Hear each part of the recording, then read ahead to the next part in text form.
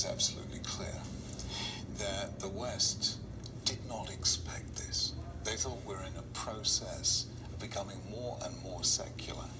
And Europe, for instance, is very secular. So they really didn't expect violence to come from religion in the 21st century. And 9/11 came as a huge surprise, and the West still hasn't worked out a way to deal with it. And it became very clear to me that if we see religion as part of the problem, religion has to be part of the solution.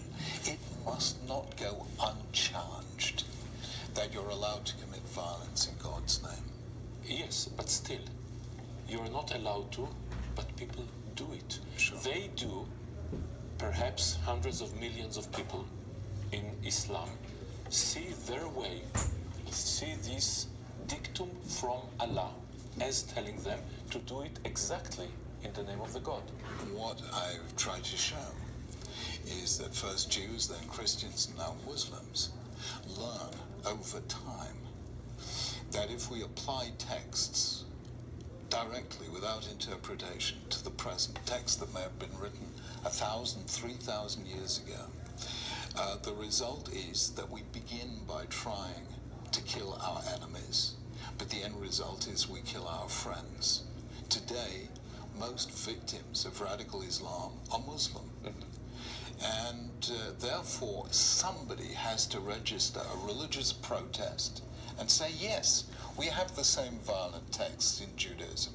There are violent texts in Christianity.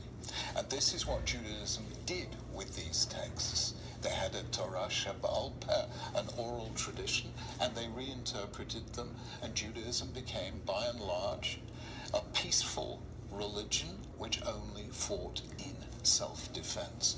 Christians fought their fellow Christians throughout Europe in the 16th and 17th centuries. We've forgotten about this, but 400 years ago, what's happening today in Islam was happening within Christianity. Every time we see the famous slogan, Islam is a peace-loving religion. Do you accept it? No, I think Islam is a religion in which jihad is pretty central. But Islam has, in the past, proved capable of developing very open and moderate regimes by the standards of the time. Al-Andalus in Spain, for several centuries, was the most tolerant society of its time. So Islam knows that it did that in the past, and that was its great age. So when you hear a world in which only the angry voices get heard, you just want to let people know there is another voice, another way, and Jews know this, and Christians know it, and Islam has it in its own history to choose that other way. The source of violence is not God or secularism, it's the human heart, the human mind. There's something difficult about us. We've known that from the beginning, and there's no way of avoiding it. Religions by nature are not permissive. They are not tolerant by nature. They can pretend to be, but they are not. That is why I am so happy to be Jewish, because we believe two things, and it's very rare to find people who believe two things like this.